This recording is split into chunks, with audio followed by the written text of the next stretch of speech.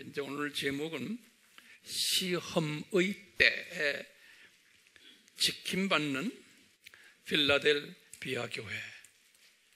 이제 우리가 지금 몇 주 동안 이 필라델비아 교회에 대해서 지금 우리 공부하고 있어요. 우리 지난주에는 그 아미교회가 과연 필라델비아 교회다라는 말씀을 드렸죠. 이 아시아의 7교회, 그 7교회 안에 몇 그룹이 있다고 그랬어요? 크게 2그룹이 있다 그랬어요. 어떤 그룹이 있냐면은 남은 자 그룹이 있고, 이 그룹은 2교회로 서머나 교회와 필라델비아 교회, 또 비남은 자 교회, 한 5교회로 봤죠. 에베소, 버가모, 두아디라, 사데, 라오디게아 이렇게 봤어요. 그런데 앞에 4교회들, 에베소, 버가모, 두아디라, 사데, 요 4교회가 비남은 자 그룹 교회인데도 그 안에 소수의 남은 자들이 숨겨져 있는 거예요. 어느 교회만 빼놓고요? 라오디게아만 빼놓고. 우리 성서 구조를 제가 다 드렸어요. 이 비남은 자 그룹의 특징들을 이제 지난 시간에 좀 공부했지만 간단하게 다시 보시면, 이 깊은 자매 영을 받은 분들이 하나님의 자녀들인데, 이제 유대인들이 고등학교 시절에 그렇게 받았다 그랬어요. 이사야가 말했어요. 깊은 자매 영을 든 그런 하나님의 자녀들. 그리고 2 신을 섬기는 동시에, 그리고는 형식적 종교 의식을 거행하고, 그런데 이제 그러지 말아라고 남은 자들을 통해서 경고를 받아요. 그러면은 불순종해요. 그것 때문에 혼쭐이 나는 거예요. 그래서 어느 정도 혼쭐 낸 다음에 회복을 시켜주는 그런 특색을 우리 구약의 고등학교 시절에, 이 말은 다윗부터 예수님 초림까지의 그 1000년 기간에 이스라엘 사람들의 역사 속에서 보여줬는데, 이것이 그대로 교회 시대에도 이제 적용이 되는 거예요. 그 빌라델비아의 그 특징이 있고 또 특권이 있어요. 이것이 첫째가 뭐냐면, 예수님께서 이 교회에게 열린 문을 허락하셨어요. 열린 문을. 그러니까 열린 문을 허락받은 교회고, 적은 능력을 가진 교회고, 지식이 있는 교회다라고 그랬어요. 왜 적은 능력을 갖게끔 하셨나? 하나님이 사랑하는 교회인데. 그러면 제가 성서 구조를 3 구조를 드렸어요. 하나님이 적은 능력을 가진 자들을 사용하신다는 것을. 첫 번째, 신명기 7장 7절에 이스라엘을 내가 왜 사용하는지 아느냐? 주변 나라보다 조그만 나라이기 때문에 사용하신다고 그랬어요. 그 사용하시려고 조그맣게 만들어 놓으신 거예요. 그 다음에 사사기 7장 7절에도 기드온 300명 이야기 나와요. 그 다음에 이사야에게 말씀하신 이사야서 60장 22절에도 보면요, 한 명이 1000을 감당한다 그랬어요. 이렇게 적은 자들을 하나님이 쓰시는 것이 하나님의 사용 원칙이에요. 그러면 이 빌라델비아 교회의 사명이 뭐였나? 이 사명이 뭐냐면, 위에 남은 자 그룹 속 그 네 교회, 그 속에 숨겨진 남은 자들이 있어요. 그렇죠? 비남은 자 그룹 4개 속에 숨겨진 남은 자들로 하여금 이 교회의 열린 문으로 들어오게 하는 거예요. 들어오게 해가지고 꼭 열린 문으로 들어온다는 건 꼭 물리적으로 우리 교회에 출석한다는 것만이 아니죠. 이 교회의 모든 시스템을 통해서, 웹을 통해서나 또는 다른 어떤 매체를 통해서 이분들에게 지식을 나누어 주는 거예요. 우리 지식이 뭐라는 건 많이 공부했어요. 이게 첫 번째 사명이고, 두 번째 사명은 서문화 교회, 핍박받는 서문화 교회가 남은 자 교회예요. 이 교회를 돕는 일이에요. 지금 이 서문화 교회는 이슬람에 있는 교회들, 불교권, 힌두권, 공산권에 있는 교회들이, 조그마한 교회들이에요. 이것도요. 우리가 이걸 지금 하고 있어요. 그러기 위해서는 우리 AMI가 어떤 조직으로 발전돼야 된다고 그랬어요? 하우스 처치로. 그러니까요, 각자 집에, 아파트에 몇 사람을 모아놓고 이 훈련시켜서 남은 자들이 모이게 돼 있어요.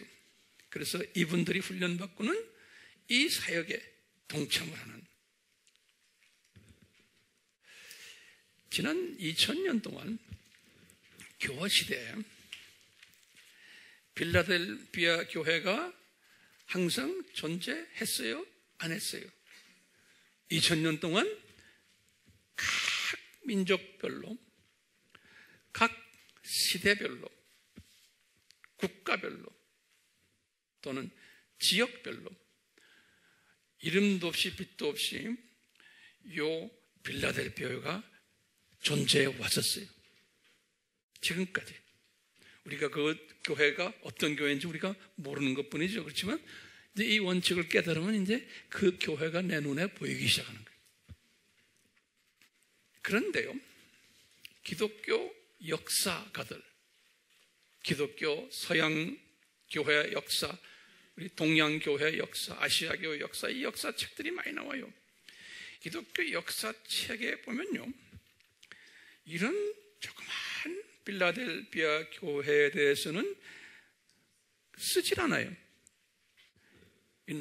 유명한 큰 비남은 자 교회들에 대해서는 많이 써요. 왜냐하면 이 조그만 빌라델비아 교회 또는 서문화 교회, 이런 교회들은 작은 교회들이에요. 그리고 무명 교회들이에요. 이 교회들은 큰 그림 속에서는 소외된 교회들이에요. 그 교회 공동체 안에서 고아와 과부 같은 교회들이, 모든 하나님의 자녀들이나 이 학자들이 볼 때는 그들의 관심 밖에 있는 교회들이, 이들의 관심은 어디에 있냐면 유명하고 돈이 있고 권력이 있고 매스컴 타고 영향력이 있는 교회들의 관심이 있는 거예요. 자연적으로 그렇게 되게 돼 있는 거예요. 왜냐하면 그 그룹이 훨씬 더 많기 때문에 그래요. 그러니까 그 안이 영적으로나 또는 사회적으로나 조직적으로나 썩어 있는 것을 그분들이 보고 글에다 남기기도 했어요. 그러면서도 그런 교회에 대해서 써놓지요. 이 조그만 이런 교회는 관심 밖에 있기 때문에, 잊혀진 교회이기 때문에 이런 교회에 대해서는 또는 그 교회의 지도자들이나 교인들에 대해서는 거의 기록이 없어요. 그러니까 이런 교회들은 요한복음 12장 24절 말씀 우리 알죠? 하늘의 밀이 따라서 죽는 것처럼 이게 죽어야 되는 교회예요. 그러니까 사라져버려요. 건물도 없어요. 그 교회 위치도 없어요. 그러니까 어떤 교회에 관광객들이 가요? 유명한 교회들 가죠? 지금 그 유명한 교회들이 어떻게 되어 있어요? 건물만 있지? 아무것도 없죠? 썩어 있죠? 예수님께서는요, 요 서머나 교회나 빌라델비아 교회는요, 예수님이 일부러 적게 만드셨고 핍박받게 하시고 숨기세요. 소문 안 나게 하세요. 그것도 크신 은혜예요. 우리 에마의 교회도 이게 숨김을 받아야 돼요, 우리가요. 안 그러면 이게 자꾸 매스컴을 타고 뭐 유명해지고 하면 이 피조물인 황 목사부터 변질되기 시작해요. 그리고 여러분들도 목에 힘을 주게 되고 변질되게 돼요. 그러니까 우리가 숨김을 받아야겠죠? 예수님이 숨겨놓으세요. 우리가요, 오늘날의 빌라델비아 교회가 우리라고 생각하고 또는 전 세계에 이런 교회들이 많이 숨겨져 있다는 것을 가정해놓고, 가정이 아니죠. 그건 사실이고, 해놓고는 도대체 이 빌라델비아 교회가 어떤 교회에 있길래 그럴까라는, 우리 한번 오늘은 이 빌라델비아 교회를 조금 꼼꼼히 살펴보려고 그래요. 자, 그래서요, 꼼꼼히 살피려면 성서들을 여셔야 돼요. 계시록 3장을 열으세요. 계시록 3장.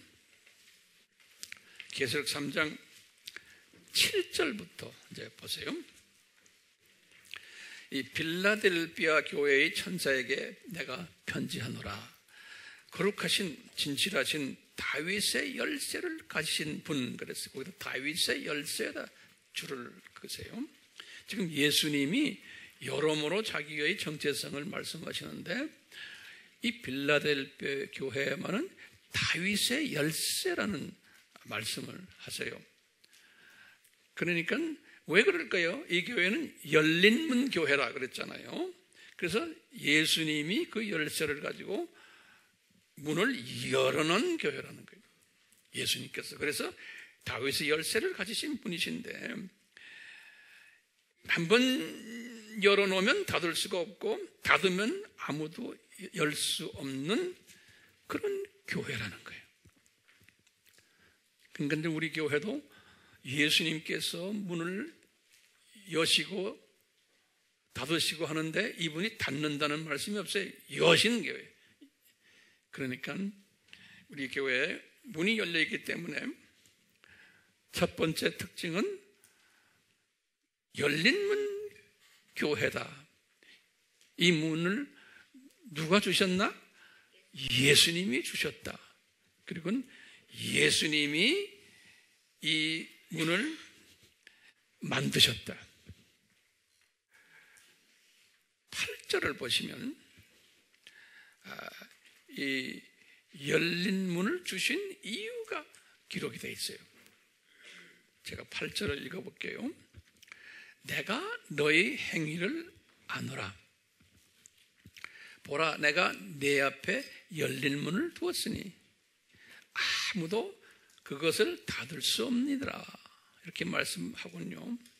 그 행위에 대해서 설명했어요. 왜 열린 문을 주셨는지. 이는 하면서 보세요. 이는 첫 번째가 뭐예요? 적은 능력을 가지고 그러면서도 나의 말을 지켰다는 거예요. 지켰다는 게 과거의 형, 우리나라 말은 과거형처럼 되어 있지만 이게 현재 완료로 되어 있어요. 영어 성경도 You have kept my word. 현재 완료는 무슨 뜻이에요? 과거에서부터 쭉 지켜오면서 지금까지도 지키고 있다, 그런 뜻이에요. 과거에 지켰다가 아니, 계속 지켜오고 있다는 거예요. 이 나의 말을 지켰다 하는 건 뭐로 이제 표시하면 우리가 우리식으로 되다 보면요, 이 4대 신비로 보시면 되겠어요. 4대 신비. 이 4대 신비가 뭐였던가요? 하나님의 신비, 또 그리스도의 신비, 또 무슨 신비? 또 천국의 신비, 그 다음에 불법의 신비.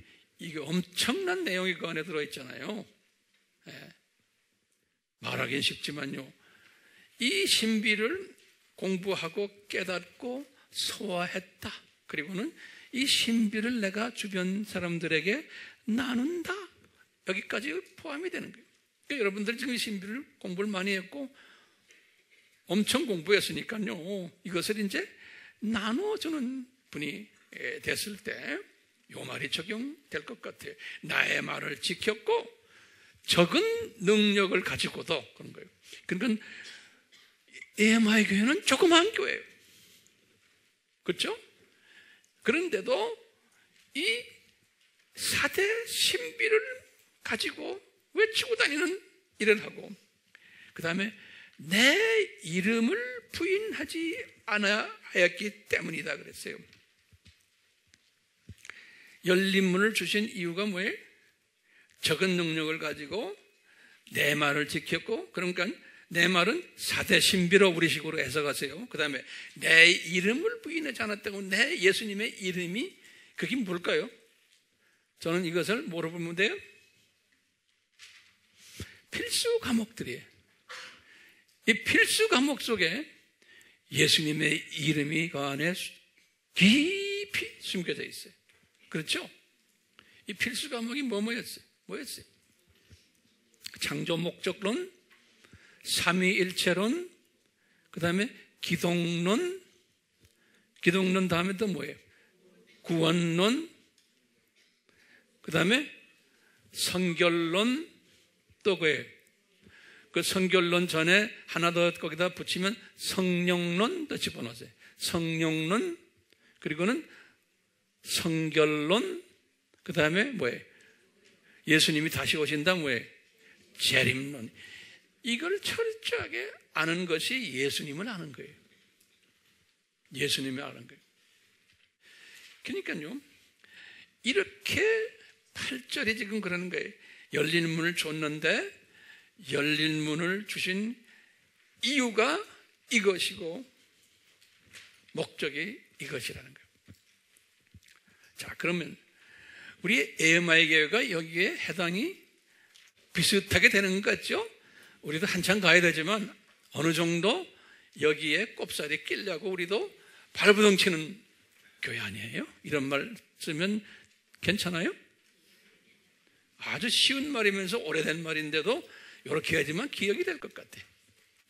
자, 9절을 보시면 보라, 자칭 유대인이라 하지만 아니요, 오히려 거짓말하는 자들을 내가 사탄의 회당에 속한 자들로 내가 그들을 오게 하여 너희 발 앞에 경배하게 하여서 내가 너를 사랑하는 것을 알게 하리라.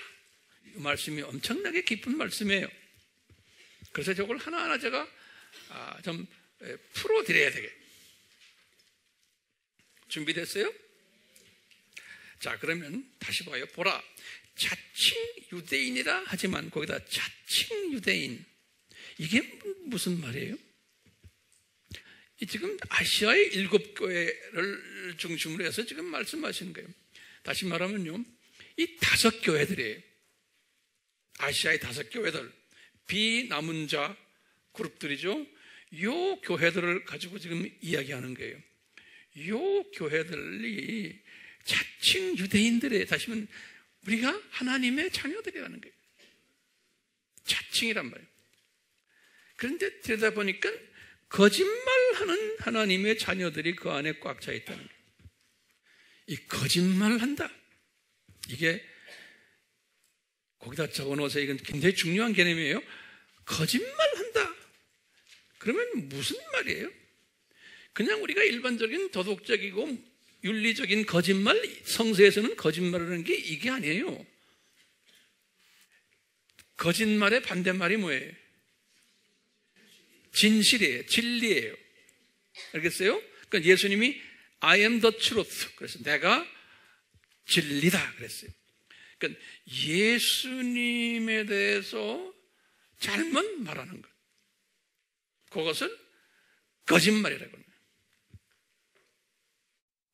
하나님의 자녀들인데 거짓말하는 자들이라는 거예요. 다시 말하면 예수님에 대해서 잘못 말한다는 거예요. 그리고 예수님을 존경하지 않는. 그러면 거기서 하나하나 적어보세요. 이제 5교회를 보면요. 첫째, 에베소 교회는 어떻게 거짓말했냐? 첫사랑을 잊어버렸다. 다시 말하면 이게 수직계명이에요. 수직계명을 버려버렸다 그랬어요. 2장 4절에. 이 거짓말이에요. 이 거짓말하는 교회. 버가모 교회를 보면요. 발람의 교리를 따른 교회. 2장 14절에. 니골라당의 교리를 따른 교회. 2장 15절. 이거 다 예수님을 변질시킨. 뚜아디라 교회를 봐도요. 이세벨의 교리를 따른 교회. 2장 20절에. 사대 교회를 봐도요. 예수님을 제대로 안 전하니까 죽은 교리를 교인들이 다 거의 죽어가고 있죠. 3장 1절에. 라오디게아 교회를 딱 보면요. 미지근한 교리예요. 미지근한 교리래요. 3장 16절에. 이게 다 거짓말하는 교회들이에요. 형식적으로 하나님을 섬기지만, 예수님을 섬기지만 그러는 거예요. 그걸 또 역사적으로 보면요. 이런 모습들이 우리가 1세기, 2세기 때 보면 예수님의 신성을 부인한 교리들이 뭐죠? 에비오니즘, 영지주의, 그노스티시즘, 영지주의. 또 4세기, 5세기 때 뭐예요? 아리아니즘. 예수님 신성을 부인한 거예요. 똑같이 그 당시에 예수님의 1, 2세기 때 인성을 부인한 학설이 뭐예요? 도케티즘. 이렇게 한 다음에요. 이것 때문에 4대 공의회가 열렸잖아요. 기억나시죠? 4대 공의회 알죠? 뭐예요? 처음에 니케아 공의회, 그 다음에 컨스탄티노플, 그 다음에 에베소, 그 다음에 뭐예요? 칼케톤. 이 공의회를 열면서 마지막에 칼케톤 공의회가 451년이죠? 우리 다 공부했죠? 이 칼케톤 공의회 때 예수님의 정체성을, 진짜를 이제 정립을 했죠. 하도 골치 아프니까, 교회 안에 이 거짓말들이 많으니까. 그래서 이제 칼케톤 공의회 때 만든 것이 정립한 게 뭐예요? 그 전에도 다 했지만 예수님의 100% 신성, 예수님의 100% 뭐예요? 인성. 또 그 전에 이제 에베소 교회나 컨스탄티노플을 했지만 다시 한번 성령론을 다시 재확인하고 삼위일체론도 재확인하고. 그러니까 예수님에 관한 거짓말들을 하도 한 400년 동안 해오니까 이것을 재확인한 거예요. 재확인한 사람들이 누구예요? 로마 카톨릭과 다 정교회들이에요. 정교회들. 히랍 정교회, 시리아 정교회, 애굽 정교회, 에티오피아 정교회. 이 정교회 사람들이 다 그 당시엔 개신교가 없었으니까요. 이래 놓고는 그 칼케톤 공의회에서 또 거짓말을 만든 게 뭐예요? 마리아 학설인 거예요. 마리아 학설. 거짓말을 또 만든 거예요. 그러니까 한쪽으로는 회개했는데 항상 회복시켜줬는데 또 이 사이클로 또 그렇게 하나님이 다 허락하신 거예요. 왜냐하면요, 거짓말하는 자칭 유대인을 하는 사람들이 거짓말을 한다고 그랬어요. 그래서 이 교회라즘이 사탄의 회당이라고 해요. 사탄의 회당. 이것이 교회 시대에 이 5교회에서 보여주는데, 지금 이 빌라델피아 요 교회가 뭐라고 그러냐면, 요 교회는 그걸 안 하고 있다는 것을 지금 이야기해 주는 거예요. 안 하고 있을 것을 예언적인 말씀이에요. 그래서 이 칼케톤 공의회 451년 후에 또 무슨 거짓말들을 만들어냈어요? 예? 로마 가톨릭에서 마리아 학설, 성인 숭배 학설, 성상 숭배 학설, 교황 숭배 학설, 교권주의, 물질주의, 형식적 종교 의식주의 쭉 나오다가 이제 19세기부터 소위 말하는 후천년 종말주의, 성서 고등 비평주의, 성서가 하나님의 말씀이 아니다, 사람이 만들어낸 것, 기독교 인본주의, 신본주의가 아니고 기독교 이성주의, 기독교 인권주의, 기독교 상대주의, 절대주의가 아니에요.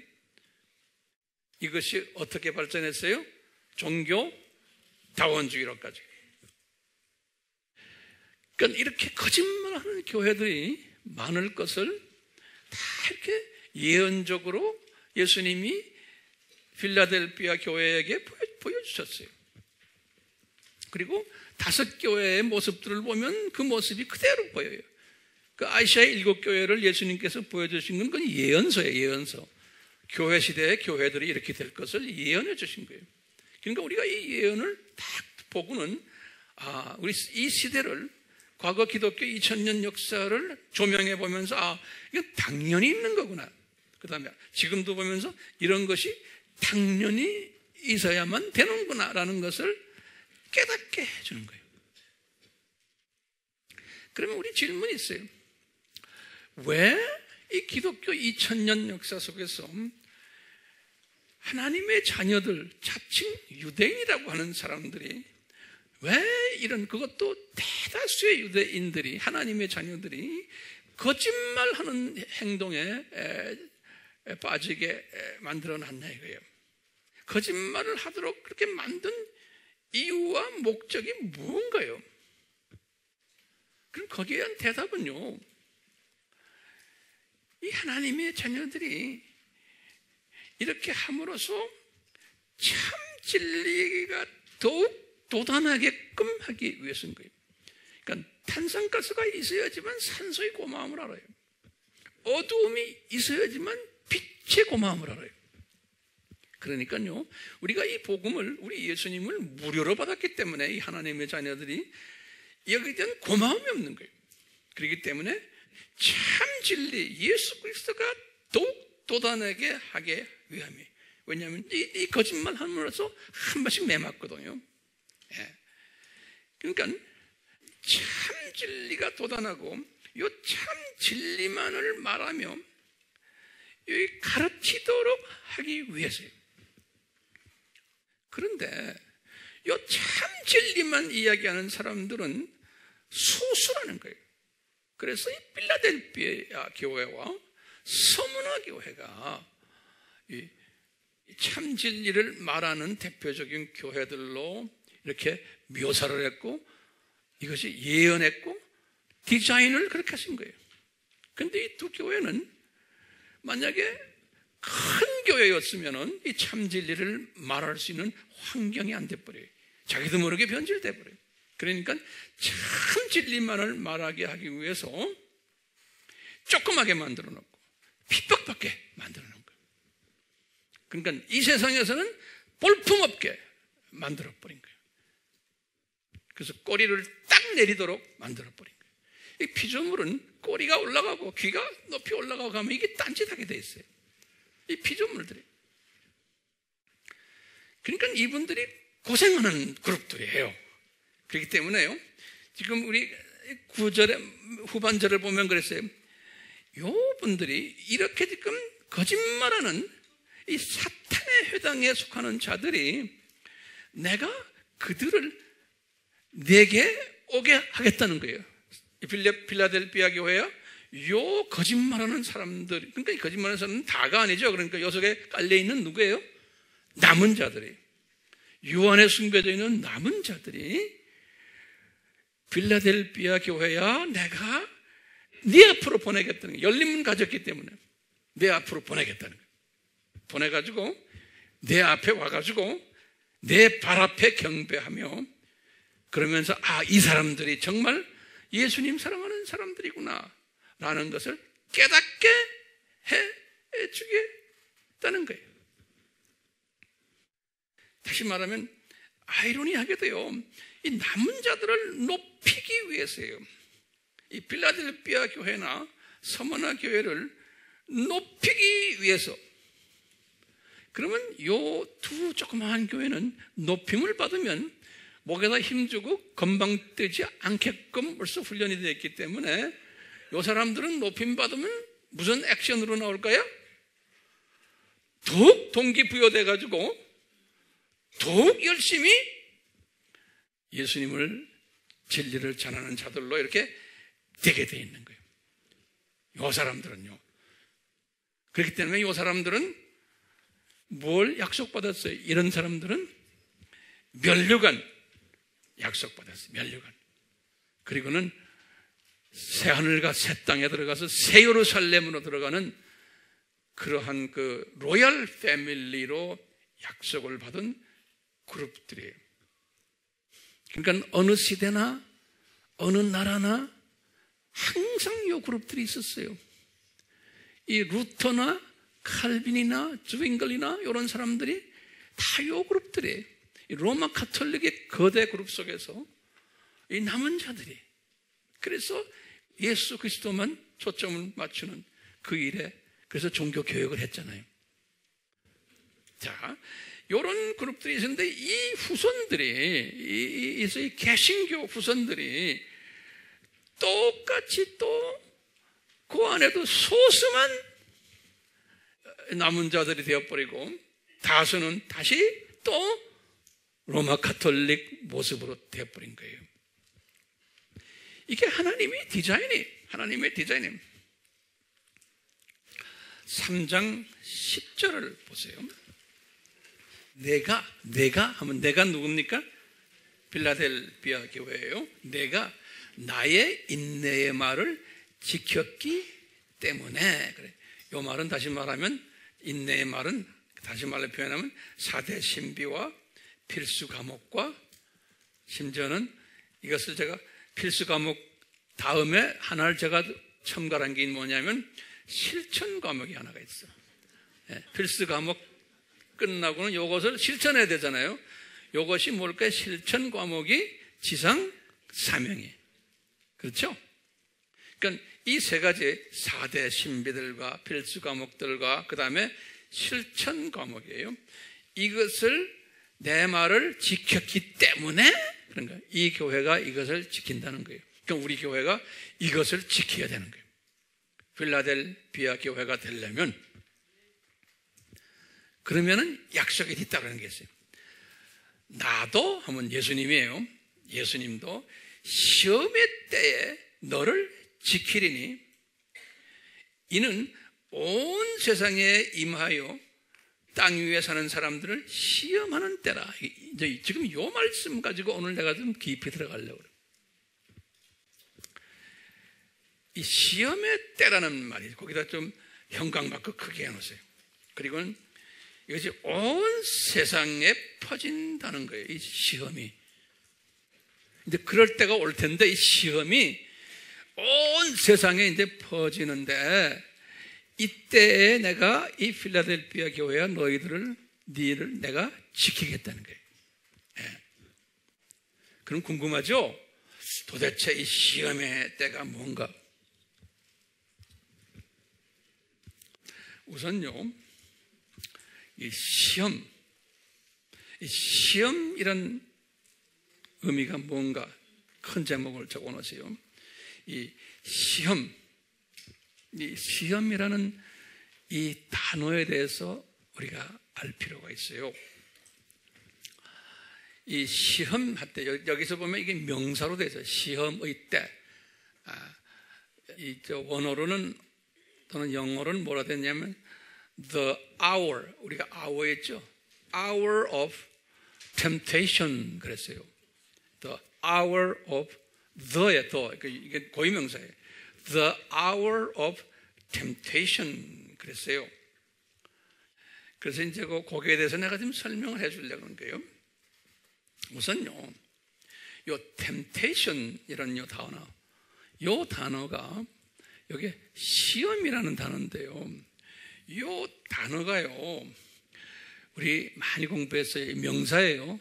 페이라스모스 그러는 거예요. 페이라스모스. 그러니까 여기 헬라 말레 오스, 오스 하면 다 남성 명사들이에요. 오스 하면요, 페이라스모스. 그런데요, 우리가 야고보서를 공부할 때 두 가지 시험이 있다 그랬어요. 페이라스모스 시험이 있고, 그 다음에 페이라조 시험이 있다 그랬어요. 그때 내가 어떻게 설명했냐면요, 페이라스모스는 내 잘못이 없는데 하나님이 나를 훈련시키기 위해서 허락하신 시험이다. 그렇게 제가 간단하게 설명했고, 이제 페이라스모스는 1장 2절과 1장 12절에 나오는 단어예요. 그런데 13절에는 페이라조라는 단어가 나와요. 그래서 이것을 내가 어떻게 설명해요? 이것은 내가 잘못해서 내가 시험을 겪는 그런 의미에서의 시험이다. 이렇게 제가 설명을 했어요. 그 이상은 제가 설명하지 않았어요. 그 당시 야고보서에는 그렇게만 설명하면 돼요. 근데 이제 성경 전체를 보면 그거보다 더 깊은 의미가 숨겨져 있어요. 그래서 제가 이제 야고보서에서 공부를 한 내용에 이어서 더 좀 깊이 좀 설명해 드리려고 그래요. 우선요, 이 페이라스모스 명사를 우리가 한번 알아봐요. 이 페이라스모스 명사를 보면요, 항상 거기에 보면 이 시험이란 여기에 두 의미가 들어있어요. 항상요. 뭐냐면요, 긍정적인 의미와 부정적인 의미가 담겨져 있어요. 두 의미가. 예컨대 이 시험을 받음으로써 내가 더 성장하고 내가 더욱 주님을 더 사랑하게 되는 그러한 긍정적인 목적이 있어서 페이라스모스를 주시는 거예요. 그건 허락하시는 거예요. 그 다음에 부정적인 의미는 뭐냐면요, 부정적인 의미는 이런 시험을 받음으로 인해서 내가 심하게 보면 멸망까지 받는, 이 시험 때문에 멸망으로 들어가는 이런 그 의미에서의 페이라스모스가 있어요. 똑같이 페이라조는 뭐냐면 동사예요. 동사. 페이라스모스는 명사고, 명사는 그냥 명사로 가지만 이 헬라 말은 동사는 변형이 많아요. 그러니까 동사가 변할 때 명사, 형용사, 관사, 정관사도 다 변해요. 따라서. 그러니까 이 헬라 말이 어려워요. 예. 그런데요, 요 동사의 변형이 굉장히 많아요. 예컨대 뭐 과거형, 현재형, 미래형, 또 수동형, 능동형, 또 현재 완료형, 과거 완료형, 뭐 이 변형이 엄청나게 많아서요, 변형할 때마다 요 원동사 페이라조에 거기에 붙는 그걸 전미사들이 다 달라져요. 네, 그런 게 있다는 것만 알아두시고요. 우선 이 페이라스모스 명사를 사용한 성경에 많은 우리가 많이 아는 단어들이 있어요. 그 성구들을. 첫 번째요. 우리 예수님이 주신 주기도문에 보시면 마태복음 6장 13절에 또는 누가복음 11장 4절에 다 주기도문 보면은 예수님이 일용한 양식을 주옵시고 그 다음에 뭐예요? 우리가 우리의 죄를 이웃의 죄를 용서한 것 같이 우리의 죄를 용서해 주옵시고 그 다음에 뭐예요? 우리를 시험에 들지 말게 하옵시오. 그럴 때 이 시험을 페이라스머스로 딱 져 있어요. 페이라스머스 명사로요. 그러면 우리 가만히 한번 생각해 봐요. 예수님이 지금 페이라스모스 이 말을 산상수훈에서 하신 말씀이에요. 그렇죠? 산상수훈에서는 누구를 지금 상대로 해서 이 산상수훈을 썼어요? 예수님의 제자들이. 그래서 복 있는 사람은 그런 거예요. 그러니까요, 이 복 있는 사람이 되려면은 이 페이라스모스 시험에 빠지지 않게 기도하라는 거예요. 그러면 이 페이라스모스라는 것이 부정적인 의미예요? 긍정적인 의미예요? 예? 부정적 의미가 들어가 있죠? 너희들 복 있는 사람이 되려면 이 페이라스모스 시험에 들지 부정적인 의미가 많이 들어있어요. 나중에 이제 다시 말하면 이 페이라스모스 시험이라는 건 뭐냐면요. 우리 아까 말했죠? 이 거짓말 내용들 내가 쭉 말씀드렸죠? 이게 하나의 페이라스모스의 시험들이에요. 하나님의 자녀들인데 거짓말하는 사람들이. 이 말은 다른 말로 표현하면 삼위일체가 잘못되어 있고 기독론이 잘못되어 있고 구원론이 잘못되어 있고 그것이 잘못되기도 하고 약하기도 하고 변질되거나 여기에 문제가 약간씩 있는 것들을 통틀어서 우리가 부정적인 시험이다 이렇게 우리가 이야기할 수 있죠. 다시 말하면 제자들 보고 너희들이 어떻게 하라는 거예요? 예수 그리스도의 정체성에 똑바로 들어가 있어야 된다. 그걸 위해서 기도하라는 거예요. 그러니까 우리가 지금요, 여러분들이 뭐 시험에 들지만 내가 뭐 여러 가지 뭐 잡다한 시험들 있죠. 이런 그 잡다한 시험 그 수준으로만 생각하시면 안 된다는 거예요. 그건 그냥 그 수준은 아주 유치원생의 수준이에요. 모든 것은 성경은 누구 이야기라고 그랬어요? 예수님 이야기예요. 예수님 이야기. 내가 마음이 편해지기 위해서 성경 공부하는 게 아니에요. 에? 나의 어떤 내 욕심을 내 소망을 이루기 위해서 성경 주신 게 아니라니까요. 예수 그리스도의 정체성을 알려주고 창조 목적을 알려주기 위해서 성서를 주신 거예요. 그런데 그것은 어느 정도 레벨에 가야지만 이것을 소화할 수 있죠. 대부분의 하나님의 사람들은 그 수준까지 가지 않고 주님 나라에 가요. 예수님께서 겟세마네 동산에서요, 마태복음 26장 41절에 제자들에게 그랬죠. 너희가 시험에 들지 않도록 깨어서 기도하라. 이때도 페이라스모스 썼어요. 그러면 이분들은 지금 여기 무슨 시험일까요? 이분들이 예를 들어서 예수님이 지금 십자가상 가시기 직전에 지금 기도하는데 이분들이 시험 받았다고 해서 뭐 구원이 캔슬돼요? 아니잖아요. 예. 어떤 의미로 보여요? 이 시험은 이제 보세요. 갈라디아서 4장 14절에 이 바울이 시련당하는 모습이 나와요. 그때 그 한국말로는 나의 시련을 그런 것이 내 육체 안에 있는 나의 그 시련이라는 단어가 페이라스모스로 되어 있어요. 그러니까 이분이 지금 육체 안에 있는 나의 시련, 이분이 지금 육신적으로 좀 여러 가지 병도 있었고 그랬잖아요. 이런 의미에서의 이 페이라스모스, 이것들은 다 뭘까요?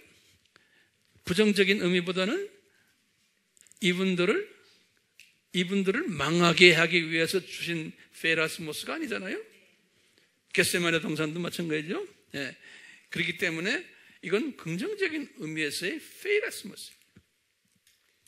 누가복음 4장 2절에 예수님이 광야에서 40일간 시험받았다 그럴 때도 페이라스모스 받았다 그런다고요.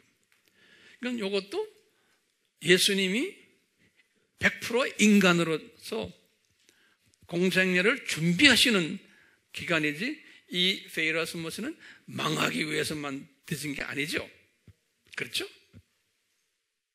누가복음 22장 28절도 예수님이 겪는 시험들이, 사도행전 20장 19절에도 바울이 말하기를 내가 온갖 시련 앞에서 주를 섬겼다. 다 페이라스모스인데, 그 다음에 이제 우리가 아는 거 시험이 있어요. 우리 고린도전서 10장 13절. 여기 뭐냐면 사람에게 감당하지 못할 시험은 허락하지 않으셨다 그랬죠. 그러다가 이제 감당 못할 때쯤 되면은 이제 그 시험을 걷어가신다 그랬잖아요. 그때 페이라스모스 그랬어요.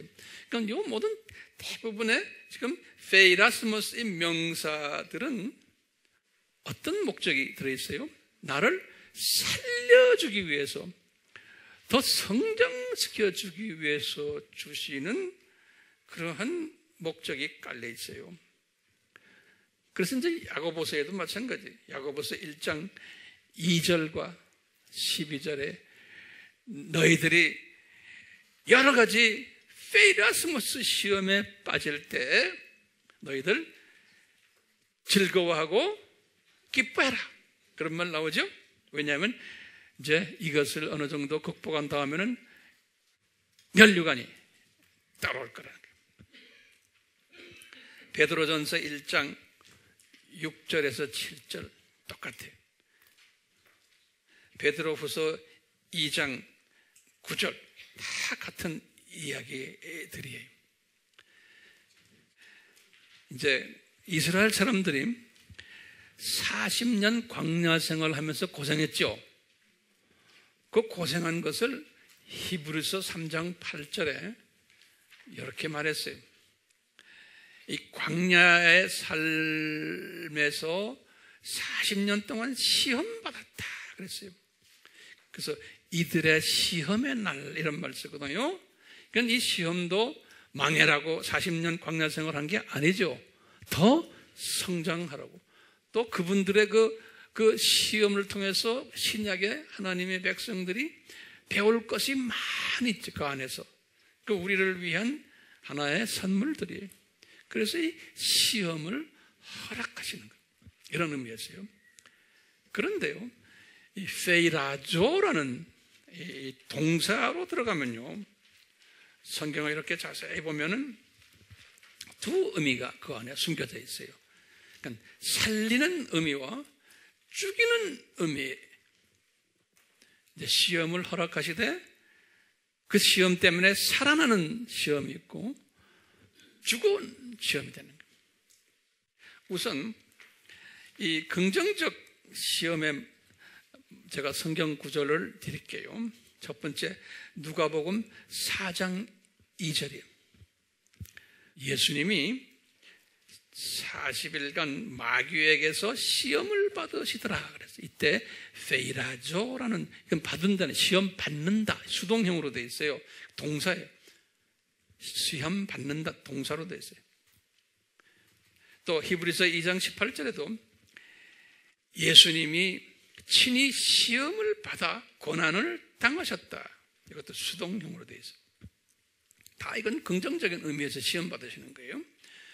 히브리서 11장 17절에도 아브라함이 이삭을 바치는 것도 시험이다 그랬어요. 페이라조메노스라는 이런 동사를 썼어요. 믿음으로 아브라함이 시험을 받을 때, 그때 시험을 받는다는 말을 그렇게 페이라조로 했어요. 우리 오병이어 사건에서도요, 빌립을 예수님이 시험하신 일이 있어요. 빌립에게, 그러니까 빌립에게 우리가 어디서 이 사람들의 먹을 빵을 찾겠느냐 이렇게 물어보는 거예요. 그것을 성서에서는 그를 예수님이 시험하기 위함이었다 그랬어요. 이때 세이라조를 쓰시는 거예요. 이 모든 것들은요 긍정적인 의미에서요. 그런데 이제 성서를 읽으면서 보시는 거예요. 이게 긍정적인가 안 그러면 비긍정적인가. 이제 비긍정적인 부정적인 의미의 성경 구절을 몇 개를 드릴게요. 갈라디아서 6장 1절이요. 죄를 범했기 때문에 받는 시험이에요. 야고보서 1장 13절에도 페이라조 그랬는데 이것도 죄를 범했기 때문에. 야고보서 1장 14절도 마찬가지고 마태복음 16장 1절 또는 19장 3절 이런 데 보면 바리새인들과 사두개인들이 예수께 나와서 예수님을 시험하여 말하기를 하늘에서 내려온 표적을 보여주십시오라는 바리새인들과 사두개인들 서기관들이 예수님 앞에 덤벼들 때 꼭 성서에서는 시험했다고 그랬어요. 그때 페이라조라는 데 이것은 예수님을 어떻게 하기 위해서 그러는 거예요? 올무에 집어넣어서 넘어뜨리기 위해서 시험을 하신 거예요. 또 요한복음 8장 6절에 보면 이 유대인들이 이 가늠한 여자를 데리고 와가지고 예수님을 시험했다 그랬어요. 사도행전 5장 9절도 아나니아와 삽비라가 주의 영을 시험했다 그랬어요. 아나니아와 삽비라, 페이라조를 썼어요. 사도행전 15장 10절에도 베드로가 이제 이방 선교를 하고는 예루살렘에 이제 들어가가지고 예루살렘에 있는 지도자들에게 이제 이방 사람들도 이제 복음을 받아야 된다 하면서 말할 때 거기에 반대하는 사람들 보고는 너희들이 어찌하여 하나님을 시험하느냐 그럴 때도 이런 단어를 썼어요. 고린도전서 10장 9절에도 그랬어요. 40년 광야 생활 때 유대인들이 그리스도를 시험을 했기에 뱀에 물려서 많은 사람이 죽임당했다라는 이때도 페이라조의 동사를 다 썼어요. 자, 그러니까 이제 지금 다시 오늘 본문에서 시험의 때라는 단어 있죠? 그럴 때요, 페이라스모스 명사를 썼다고 그랬죠? 이때 이것이 페이라스모스가 긍정적인 페이라스모스예요? 부정적인 페이라스모스예요?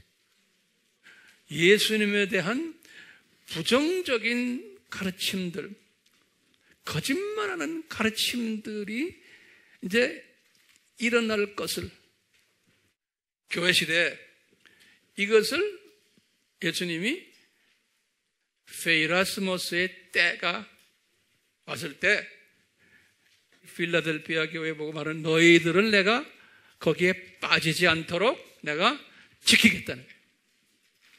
다시 말하면 기독론에 대한 공격들이 올 때 내가 너희들은 지키겠다는 거예요. 왜 그래요? 너희들은 내 특별히 남은 자들로 내가 사용하는 자들이기 때문에. 자, 그런데 이제 또 중요한 개념이 있어요. 자, 우리가 무슨 때, 시험의 때라는 말이죠. 때. 이 말을 또 우리가 잘 봐야 돼요. 성서에는요, 요 때라는 단어가 4개가 있어요. 이거 우리가 구분할 줄 알아야 돼요. 첫 번째요. 제가 이제 이건 내가 원어를 드려야 돼요. 그렇기 때문에 그래. 원어를 우선 유대말부터 먼저 드려요. 유대말에서 첫 번째 때는 뭐냐면요. 제만이라고 그래요. Z-E-M-A-N. 그렇게 쉽게 영어로 Z-E-M-A-N. 제만. 이렇게. 그게 유대말이에요. 그리고는 요거 헬라 사람들은 이걸 제만을 뭐라 부르냐면요, 크로노스라는 단어. 이건 들었죠? 크로노스라는 단어를 써요. 크로노스. 한번 전도서 3장 1절을 열어봐 주세요. 우리 잘 아는, 빨리 여셔야 될 것은요, 전도서 3장 1절에 솔로몬이 뭐라고 그랬냐면, 하늘 아래의 모든 것에는 시기가 있고, 이런 말로 표현했어요. 그 시기에다 줄을 쳐놓으세요. 시기가 있고, 이 시기라는 말이 제만이에요. 이것이 헬라말로 신약에서는 크로노스예요. 크로노스. 이 시기란 말. 그 영어 성경은 이 시기를 뭐라고 번역했냐면 시즌. 이 말은 뭐냐면요, 하나님의 이 시간 개념에서요,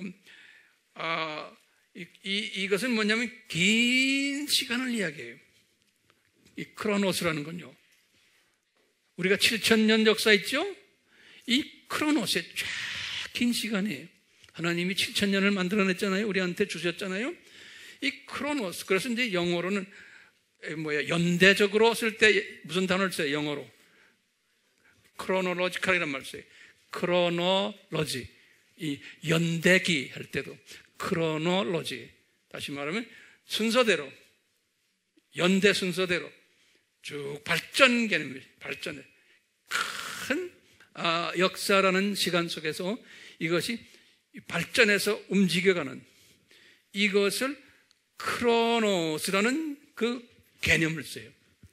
그러니까 솔로몬이 전도서 3장 1절에 하늘 아래의 모든 것에는 크로노스가 있다. 이 말은 뭐냐면, 이 인간 역사 7,000년의 역사가 있고, 4,000년의 구약 역사가 있고, 2,000년의 교회사가 있고, 1,000년 왕국이 있고, 이 크로노스가 있다는, 크로노스가.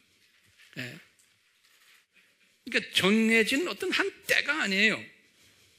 요 시즌스라는 발음, 제가 딕셔너리를 봐도 아주 적절한 표현이 없어요. 영어 표현도 없어요.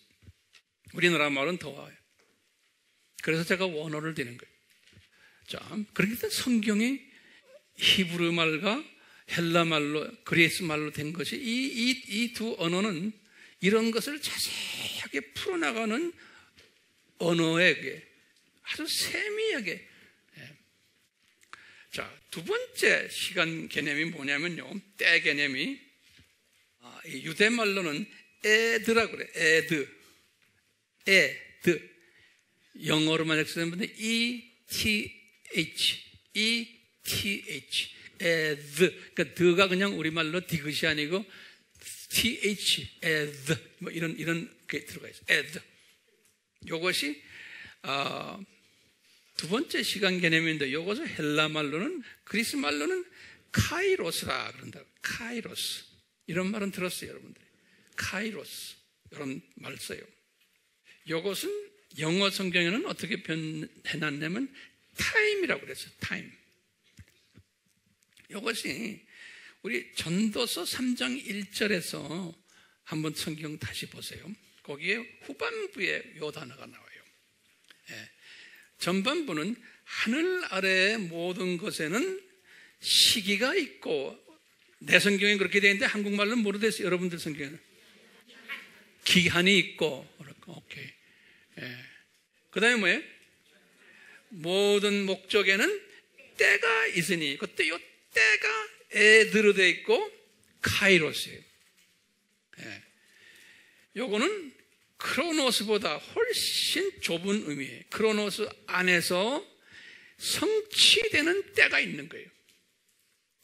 우리가 7,000년 역사 속에서 이제 우리가 연대 공부했잖아요. 그 연대의 주전 1000년에 다윗이 태어났잖아요. 이 때가 된 거예요. 여기 이제 카이로스. 이제 예정된 계획 안에서 성취되는 때예요.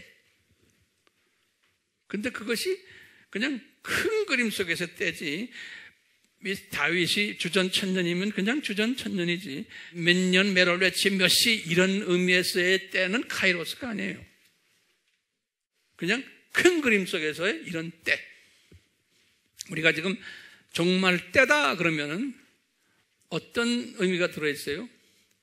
지금 여기 크로노스 개념도 있지만 지금이 예수님의 재림이 가깝다 그러면 어떤 개념이 들어있어요? 카이로스 개념이 들어있는 거예요. 정확히 시간과 날은 알 길이 없잖아요. 예. 그렇기 때문에 사도행전 1장 7절에 예수님이 하시는 말씀이 있어요. 한번 성경 또 열어보세요. 사도행전 1장 7절에 사도행전 1장 7절 보세요. 예수님께서 그들에게 말씀하시고 제자들에게 너희에게는 그 때나 시기를 알게 하신 것이 아니요. 왜냐하면 예수님은 언제 오십니까? 그러니까 아버지께서 자신의 권한에 두셨다 그럴 때요. 그때 보면 그게 사도행전은 헬라 말이에요. 그때 헬라 말로 뭐라 됐냐면요. 크로노스 그 때나 그 다음에 시기는 카이로스 그랬어요. 알겠어요? 그러니까 한국말로는 그 때지만 원어를 보면 그 때가 뭐였어요? 크로노스고 그 다음에 시기는 카이로스라고 그랬어요. 그러니까 이 큰 그림과 그 다음에 지금 예수님이 언제쯤 오겠다. 근데 지금은 이제는 우리가 알게 되는 거예요. 우리는 이제 카이로스 정도는 지금 알게 된 거예요. 왜냐하면 예수님이 마태복음 16장에 보면 날씨를 보면 너희들이 비가 올지 안 올지 안다고 그랬잖아요. 이건 지금 카이로스예요. 어느 정도 이렇게 알게 되는 거예요. 이 카이로스는 단어가요. 사전에 보면요. 어디에서 어원이 생겼냐면 유카이리아라는 유카이리아 이렇게 이 단어에서 이제 파생됐다 그래요. 근데 그 앞에 유란 건 EUKAI 이렇게 나와요. 리아, 카이리아. 이 유가 뭐냐면요. 이 헬라 말로 유 하면 EU 하면 무슨 뜻이냐면요. 항상 뜻이 good, well, 그러니까 좋다는 의미입니다. 좋다는 의미. 예. 그래서요. 그러니까 우리 그 복음도 유앙겔리온 그런 말 듣죠? 그 다 여기서 나왔네요. 유라는 게 좋은 건데 유카리오스란 말은요 아주 좋은 때라는 소리예요.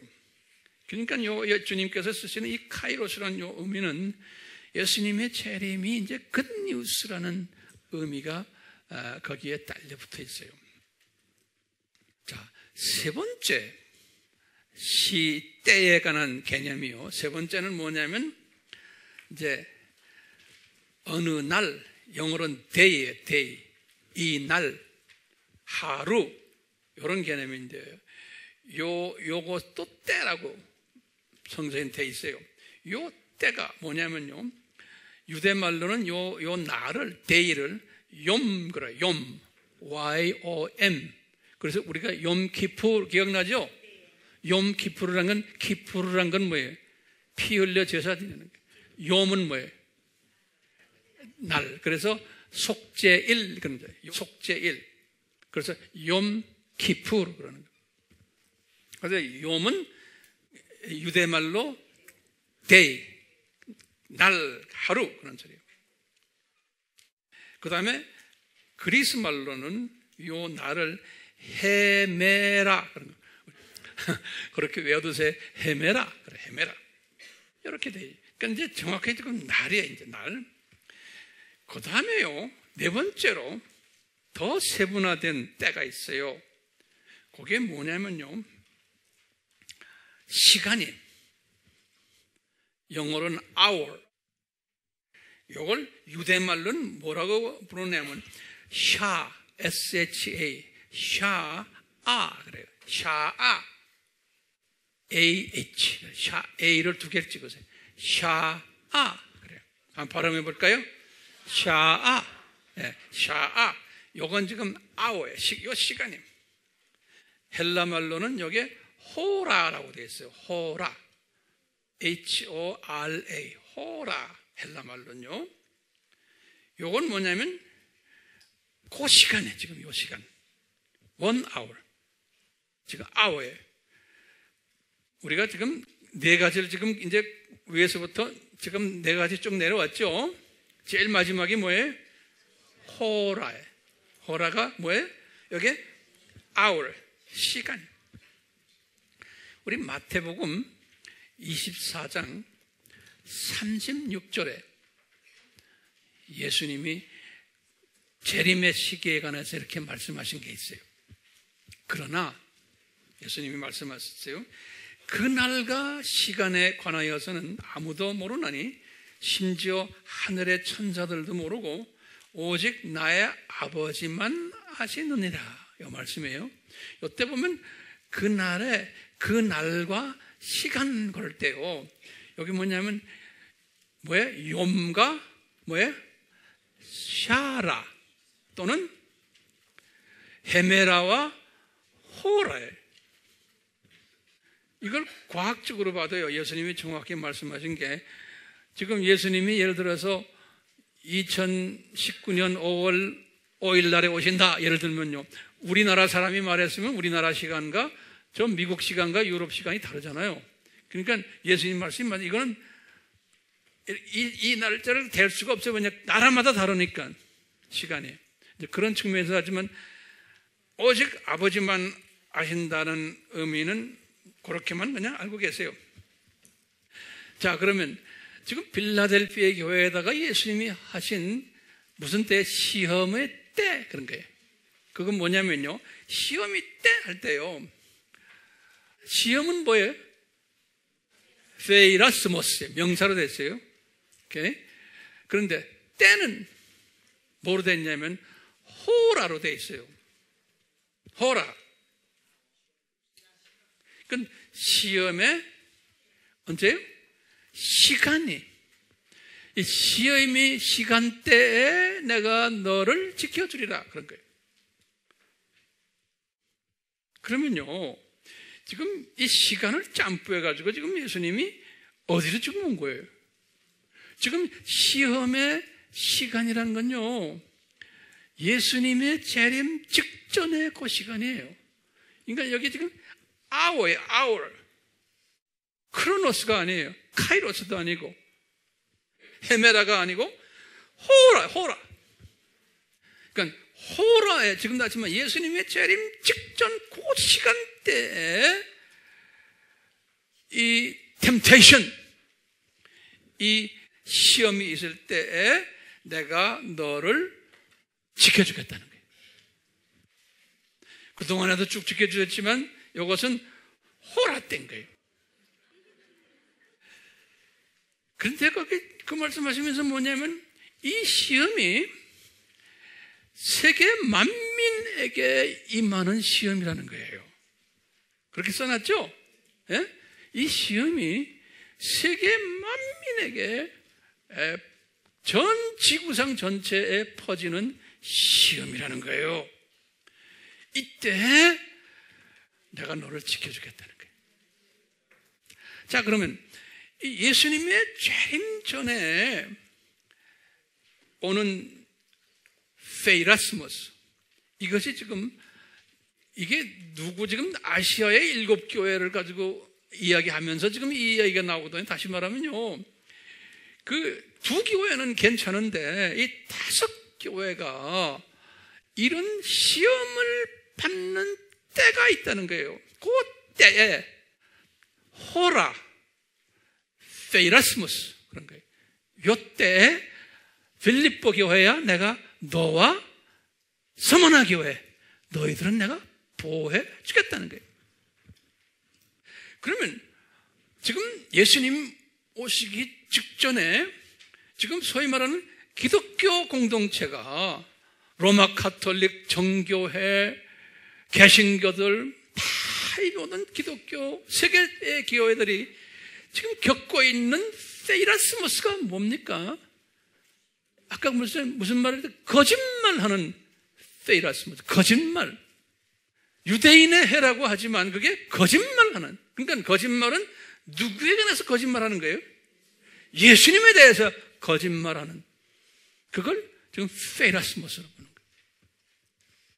그러면 한번 쭉 적어보세요. 도대체 우리가 지금 살고 있는 이때에 세계 교회들이, 대부분의 교회들이 예수님에 대해서 어떤 거짓말을 지금 하고 있는가? 제가 한 25가지로 내가 저한테 딱 떠오르는 거예요. 첫째, 예수님에 대해서 거짓말하는 거예요. 그러니까 가짜 복음을 가르치고, 이 안에 보면은 두 가지 그룹이 있는 거예요. 이 안에 구원이 없는 그룹이 있고, 그래도 어느 정도 이 구원을 받는, 다시 말하면 이 페이라조도 두 가지라고 그랬죠. 뭐예요? 긍정적인 페이라조 받는 게 있고 부정적인, 그러니까 이 안에도 두 그룹이 있는 거예요. 보세요. 그렇지만 가짜 복음을 전하고, 첫째, 눈 감긴 복음을 전하고, 인본주의, 신본주의가 아니고 인본주의 복음을 전하고, 이 교회들이 예수님의 부재된 복음을 전하고 딴짓하는 거예요. 예수님 빼놓고는 뭐 어떻게 하면은 이 세상에서 잘 살까? 어떻게 하면 우리가 평화를 누릴까? 그런 이야기들 하는 거예요. 다섯 번째로, 예수님의 보혈 부재 복음을 전하는 거예요. 예수님의 보혈 이야기는 별로 안 해요. 여섯 번째, 쪼가리 복음을 전하는 거예요. 총체적인 복음을 못 전하고. 일곱 번째, 근시안적 복음을 전하는 거예요. 여덟 번째, 이 세상 복음을 전하는 거예요. 행복 복음이에요. 번영 복음이라고 그래요. 아홉 번째, 기복주의 복음을 전하는 거예요. 열심히 기도하고 열심히 하면은 복 준다. 기복주의 복음이에요. 열 번째, 세속화된 복음을 전하고, 11번째, 혼합된 복음을 전하고, 12번째, 기형아 복음을 전하고, 13번째, 속임수 복음을 전하고, 14번째, 종교화된 복음을 전하고, 15번째, 형식화된 복음을 전하고, 16번째, 윤리도덕화된 복음을 전하고, 윤리도덕화된 복음을 전하고, 17번째, 물타기 복음을 전하고, 18번째, 단편화된 복음을 전하고, 19번째, 오염된 복음을 전하고,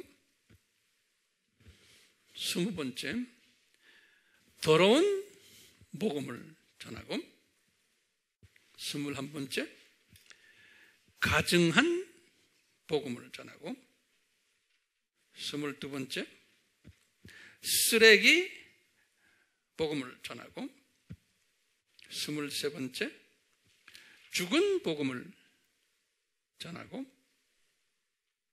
24번째, 죽음으로 인도하는 복음을 전하고, 25번째, 종교다원화된 복음을 전하게 되는 거예요.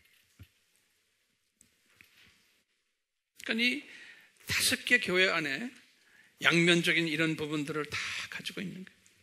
긍정적인 또는 부정적인. 그러면 우리 질문이 있어요. 왜 이런 것을 예수님이 허락하셨나? 왜 예수님이 이런 것을 디자인하셨나? 아시아의 7교회를 통해서 보면 이게 예수님이 1세기 때 이 메시지를 쓰면서 이미 디자인하신 거예요. 교회 시대가 이렇게 될 것을. 그러면 우리 질문이 왜 이걸 디자인하셨나? 근데 그 디자인대로 지금 2000년의 역사를 보니까 그렇게 흘러간 거예요. 우리가 지금 이 2000년이 지난 후에 이 말씀을 이렇게 보니까 지금 오늘 제 설교 내용처럼 이렇게 우리가 리뷰할 수 있는 거예요. 만약에 500년 전이나 1000년 전이라면 이런 설교가 나올 수가 없어요. 우리는 기가 막히게 이런 것을 리뷰할 수 있는 때에 살고 있는 거예요. 그 때가 무슨 호라예요. 왜냐하면 이 세상은 창조 목적 학교예요. 이 세상은. 그래서요, 이 창조 목적 학교의 교장 선생님이 예수님이세요. 그러니까 예수님이 가지고 계신 참복음의 가치를 더 부각시켜주기 위해서 이 가짜 복음들을 허락하신 거예요. 어두움을 허락하신 거예요. 참복음의 절대성을 가르쳐주기 위해서 이 가짜들을 허락하신 거예요. 이것을 이제 우리 요한 1서나 요한계시록에서 뭐라고 불렀냐면 적 그리스도들이다 그랬어요. 적 그리스도들. 그래서 이제 나중에 우리가 더 깊이 들어가겠지만 이제 이 적 그리스도들이 예수님의 재림 전에 강한 그룹으로 나타날 텐데 이것을 계시록 13장에서 두 짐승들이라 그랬어요. 그래서 이제 때가 되면은 제가 이 두 짐승들에 대해서 아주 자세하게 제가 설명을 할 거예요.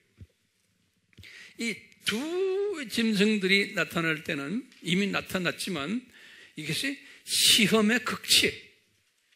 이 두 짐승들이 나타나면서 이제 이 바벨론 세력이 무너지면서 이제 예수님이 이제 재림에 오시는 장면에, 그러니까 주님께서 이 빌립보 교회 보고는 내가 너희들을 이런 데 빠지지 않고 지키겠다 했는데 왜 너희를 지켜주는지 아느냐? 뭐라고 그랬어요? 너희들이 이 사대 신비와 필수 과목과 실천 과목에 순종했기 때문에 내가 너희들을 지키겠다는 거예요. 우리 AMI 교회도 이 부분에 대해서 철저하게 우리가 공부하고 깨닫고 또 실천으로 나가는, 그 실천으로 나가는 게 지금 가정교회들을 통해서 우리가 실천으로 나가야 되는 거예요. 그러니까 다시 말하면 참복음을 지켰기 때문에 참복음을 우리가 전해야 되거든요. 이 참복음은 뭘까? 여러 가지 설명할 수 있지만 제가 몇 가지 이렇게 적어놓으면요, 이 참복음은 생명의 복음이에요. 아까 가짜 거짓말 복음과 반대되는 거예요. 생명의 복음이고 창조 목적 복음이고 총체적 복음이고 종합적 복음이고 유기적 복음이고 참 지식 복음이고 4대 신비 복음이고 필수 과목 복음이고 실천 과목 복음이며 이것이 산소 복음이에요. 많은 물고기들이, 하나님의 자녀들이 산소가 부족해서 죽어가고 있는 물고기들도 많고 그냥 물가로 입을 쪽쪽쪽 내밀면서 산소 달라고 하는 그런 사람들이 전 세계에 깔려 있는데 하나님의 자녀들 이야기예요. 여기에 우리가 이 산소를 집어넣어 주는 거예요. 12절에 보면 이런 말이 있어요. 이게 굉장히 의미심장한 말이에요. 이제 제가 거의 결론적인 이야기인데요. 이기는 자는, 빌립보 교인들에게 그런 거예요. 이기는 자는 내가 이런 복들, 면류관 주고, 이기는 자에게는 하나님 성전의 기둥이 되게 하고, 새 예루살렘에 들어가는 왕권을 가지게 되고, 이기는 자는 그랬어요. 이기는 건 다시 말하면 이 말은 뭐냐면요, 이기지 못하는 자가 이 빌립보 교회 안에 있다고 우리가 가정하는 거예요. 우리 AMI 교회도 이 말씀대로 따라오는 사람이 있냐면 그렇지 않은 사람들도 분명히 있다는 거예요. 네. 이기는 자는 영어로는 overcome 이런 단어를 썼어요. overcome. 이건 이제 헬라 말로요. 니카오라는 단어를 썼어요. 이건 승리라는 뜻인데요. 요 승리. 또는 요 단어가 니카오라는 단어가 니케라는 단어에 나오는 니케라는 단어가 사전에 보면 빅토리, 승리라는 단어예요. 다시 말하면요, 요 이기는 자는 하는 건요, 이 모든 이 템테이션, 이 페이라스모스, 이런 그 시험에서 내가 이기는 자는 그랬어요. 그러니까 요걸 보면요, 이 예정론적인 측면이 있으면서 그 안에 뭐가 들어있어요? 알메니안주의적인 것들은 이게 예정된 너희들이지만 내가 너희들의 자유의지를 발동해서 순종하셔야 돼요.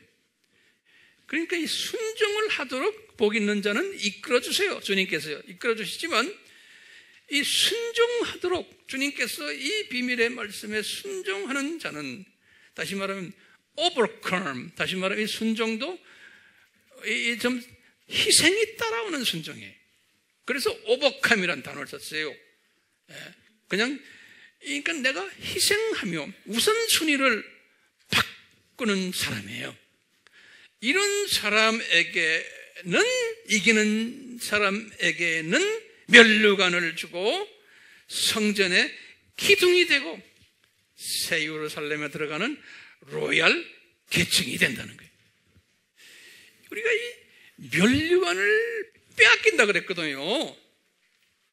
그러니까 면류관을 가졌던 분인데 불순종함으로 빼앗긴다는 거예요. 예수님 말씀. 그러니까 네가 이렇게 할 때 이기는 자는 면류관을 절대로 내가 뺏기지 않게 하겠다는 거예요. 자, 제가 결론의 말씀이에요. 우리는 무슨 통을 들고 있는지 아세요? 지금 이 미세먼지가 전 세계 교계에 깔려있는 미세먼지가, 우리는 산소통을 들고 다니는 사람들이에요. 이 산소통을 들고 다니면서요, 이 산소를 공급하는 사람들이에요. 우리 교회가 산소로 가득 차 있어야 돼요. 바깥은 미세먼지가 많지만. 그러니까 우리 교회에 문 열어놨으니까 그냥 와서 산소를 먹는 사람들이 많아야 되는 게, 문 열어놓은 교회이기 때문에, 그러니까 여기에 들어와가지고 이 긴 시간 산소도 없어지는 거예요. 지금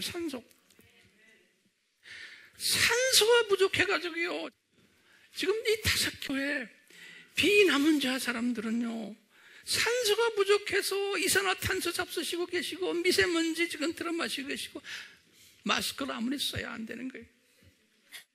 산소 달라고 입을 뻐끔뻐끔거리는데 우리가 가만히 구경만 하면 어떡해요? 하실래요? 안 하실래요? 여러분들은 산소통 메고 다니는 사람들이에요. 통만 메고 다니면 안 돼요? 그렇다고 산소통을 만들어서 미게 해야 되잖아요. 그 다음부터는 본인이 이제 해야 되는 거예요. 우리 같이 기도합시다. 예수님께서 2000년 전에 요한에게 천사를 통해서 아시아의 7교회를 말씀하셨습니다. 이 모든 교회들이 이 사도 바울이 개척한 교회들입니다. 그런데 같은 주님의 가장 사랑하는 사도 바울이 개척했지만 이 복음을 받아서 소화하며 실천하는 과정 속에서 여러 종류의 하나님의 자녀들이 있음을 우리에게 계시로 보여주고 계십니다.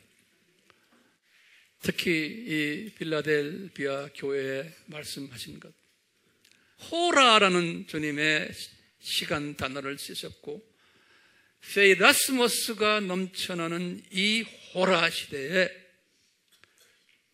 너희들은 산소통을 미고 하나님의 자녀들에게 산소를 공급하라고 명령하시는 메시지를 오늘 공부했습니다.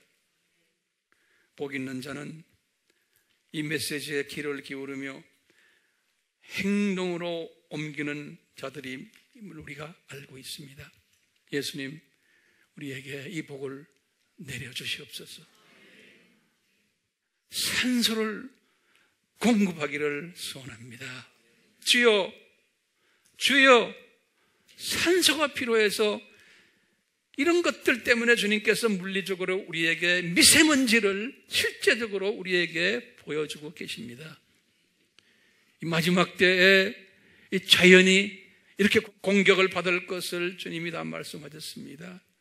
이 미세먼지도 그런 차원에서 우리에게 보여주셨사오니 우리 영의 사람들은 이 미세먼지를 보고서 주님의 자녀들 중에서 이 미세먼지에 이 뒤집어 써 있는 자녀들이 얼마나 많은가, 내가 빨리 가서 산소를 공급해 줘야지라는 그런 급박한 심령을 가지는 복된 심령으로 은혜 베풀어 주시옵소서. 예수님의 이름으로 기도드리옵나이다. 아멘. 지금 이 시간은 우리 예수 그리스도의 무한하신 은혜와 하나님 아버지의 극진하신 사랑하심과 성령님의 끊임없이 가르쳐 주심과 깨닫게 하심과 순종케 하심이 빌립보 교회, 필라델피아 교회, 서머나 교회가 되기를 원하는 우리가, 또 주변에 이러한 모든 주님의 사랑하는 남은 자들과 그 교회들, 그들 위해 항상 있으시기를 예수님의 이름으로 축원하옵나이다. 아멘.